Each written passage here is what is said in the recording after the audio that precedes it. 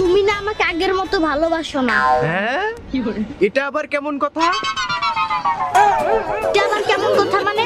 বিয়ের আগে ঘুরতে আসলে মজার মজার গল্প বলতে, বাদাম আনতে, আইসক্রিম আনতে, বসে বসে খেতাম, মজার মজার গল্প বলতাম। এখন তো মুখে কথাই বের হয় না। কথা তো বলতেছি, মুখটা তো পেঁচার মতো করে রাখছো। এখন আমাকে আর ভালো লাগে না, বিরক্ত লাগে। আরে আসলে তুমি যা ভাবতেছো আসলে তা না। আল্লাহ রে, আমার আজকে কপাল ফুট। এই ভাবনাটা আবার কে? এই থামো, তোমার এইসব আজে বাজে চিন্তা মাথার মধ্যে কিভাবে আসে? তাই তো বলি, এখন আমাকে আর ভালো লাগে না। আজকে বাসায় আসো। চলো আজকে বাসায় চলো। সরি, তুমি এগো, আমি একটা আইসক্রিম নিয়ে আসতে। তাড়াতাড়ি আসো।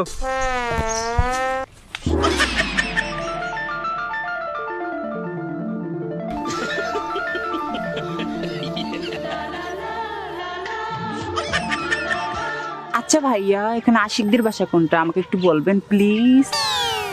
আরে ভাইয়া বলার কি দরকার? ওই যে বাইরে দেখতেছো, ওইটা আমার। ও মা, কি সুন্দর বাড়ি, কিন্তু আশিকদের বাড়ি? ওই যে দেখতেছেন আমার বাড়ি, ঠিক পিছনেই যে ভাঙা বাড়িটা, ওইটা। আপনাকে একটু এগিয়ে দেই? না থাক, লাগবে না, আপনি না অনেক কিউট। থ্যাংক ইউ ভাইয়া।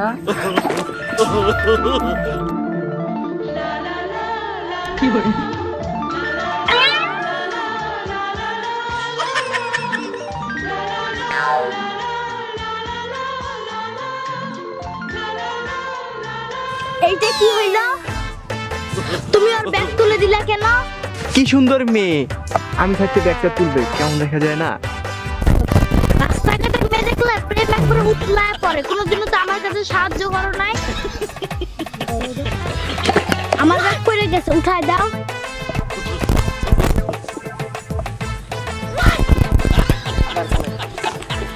আর ব্যাগ পড়ে গেছে, উঠায় দাও।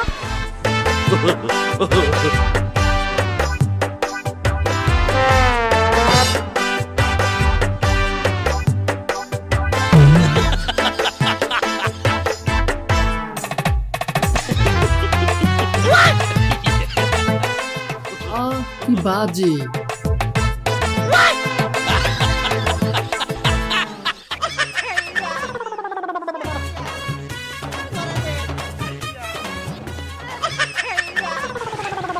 আজকে বাড়িতে আস, খবর আছে। আল্লাহ, না জানি আজকে বাড়ির কোন আগুন ধরে।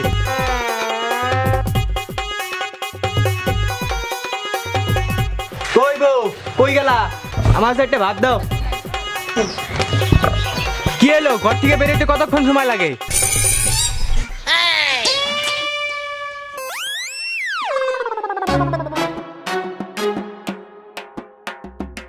কি হয়েছে, এত চিল্লাইতেছো কেন? চিল্লায় লাভ নাই, আজকে ভাত রান্না হয় নাই। কি, ভাত রান্না হয় নাই? তাহলে আমি খাবো কি? রাস্তাঘাটে মেয়ে দেখলে মিষ্টি মিষ্টি কথা বের হয়, রোমান্টিক আলাপ হয়। ওই সবে তোমার পেট ভরে নাই, আবার ভাত খাওয়া লাগে? আরে তুমি ওইসব ধরে এখনো বসে আছো?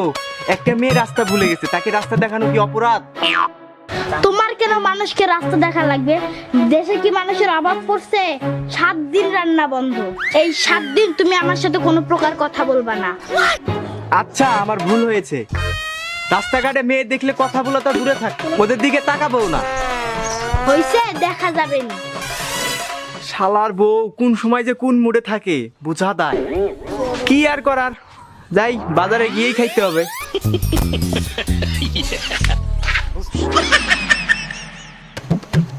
হৃদয় ভাই, হৃদয় ভাই, আপনি বাড়িতে আছেন নাকি?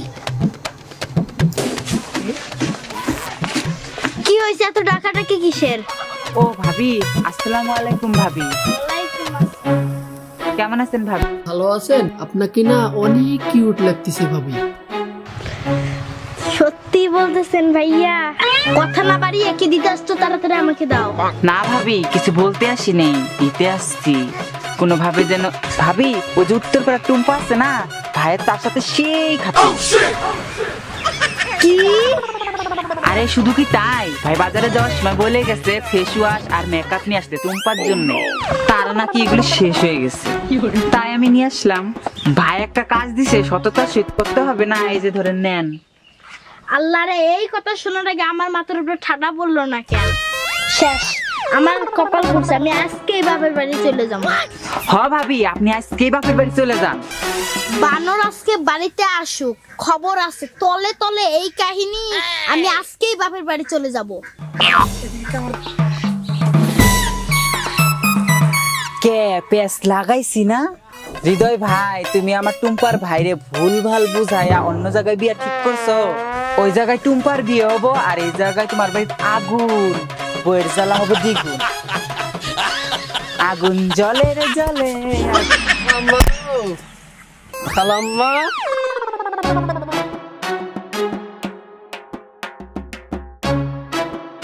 খালাম্মা গো, খালাম্মা, দুটো চাল ভিক্ষা দিবেন? ও খালাম্মা।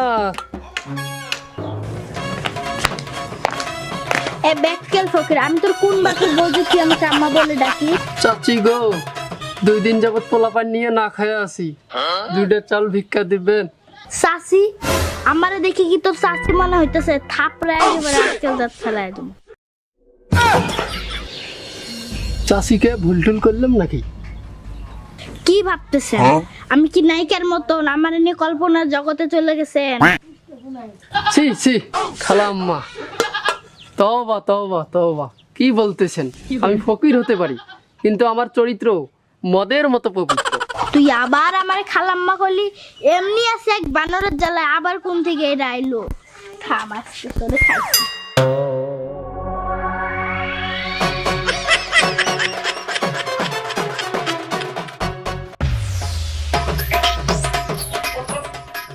আজকে বাড়িতে যে ঝড় উঠছে, আজকে আমার বাড়ি যাওয়া বন্ধ। দে তো। এ দাঁড়াও, তুমি দৌড় দিতেছো কেন?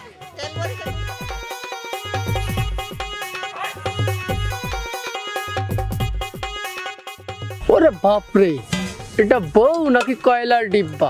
অল্পতেই জ্বলে ওঠে, ভাগ্যিস ধরতে পারে নাই, তাহলে আমার শরীরের সব জয়েন্ট ছুটাই দিত। তুমি আমায় দেখে দৌড়াইতেছিলে কেন? আরে না, তুমি ফকিরে যেভাবে দৌড়ানি দিছো, ওই দেখে আমিও ভয়ে দৌড়ানি দিছি, দৌড় দিছি। আচ্ছা, ফকিরে দৌড়ানি দেওয়ার কারণটা কি? আগে বাড়িতে আসো। আরে কি হয়েছে সেটা তো বলবা আগে। এখন বলো টুম্পাকে। আমার জন্য কোনোদিন তো বাজার থেকে চানাচুর আসলো না, আর টুম্পার জন্য নানা ধরনের বাজার থেকে কসমেটিক আসে।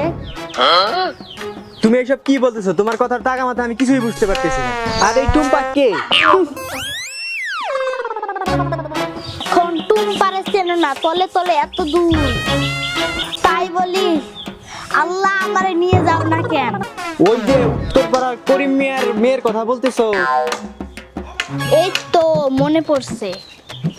তোমার মনে এত কিছু ছিল, তাহলে আমারে বিয়ে করছো কেন?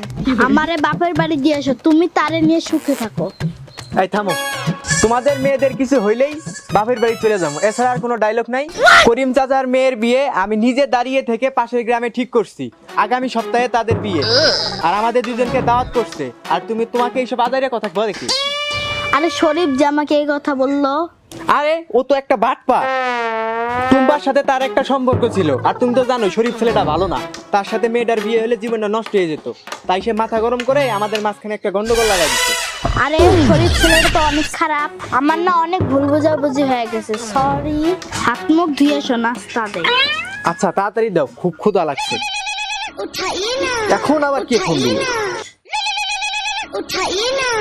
ফোনটা স্পিকারে দাও। আবার সন্দেহ? আমি সুমাইয়া, হেয়ার টনিক তেল কোম্পানি থেকে। তাহলে এই মেয়েটাকে তোমার ফোন দিছে কেন? তোমরা ছেলেরা কখনো ভালো হবে না। আজকে তোমার